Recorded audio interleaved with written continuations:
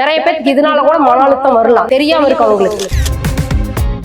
நிறைய உடல் உழைப்பா இருப்பாங்க, நடந்துட்டு டைட்டா பேண்ட் போட்டு இதா இருக்கிறவங்க இருப்பாங்க. அதுக்காக பார்த்து நம்ம பண்ணினது இது. லெக்ல எலாஸ்டிக் இருக்காது, அதுக்காக லெக்ல கிளாத் ஜாஸ்தியா கொடுத்துருப்போம். பாத்தீங்கன்னா இந்த பகுதி எதுக்கு நம்ம இப்படி கொடுத்துருக்கோம்னா அறுக்காம உருத்தாம இருக்கிறதுக்காக இந்த மாதிரி கரு கொடுத்துருக்கோம். பிளைனா கொடுத்தோம்னா டிஸ்டர்ப் இருக்கும். இதுலயே பிரிண்ட் இருக்கு, இதே பேட்டர்னு பிரிண்ட் இது. அப்புறம் இன்னொரு அதுலயே இருக்கு.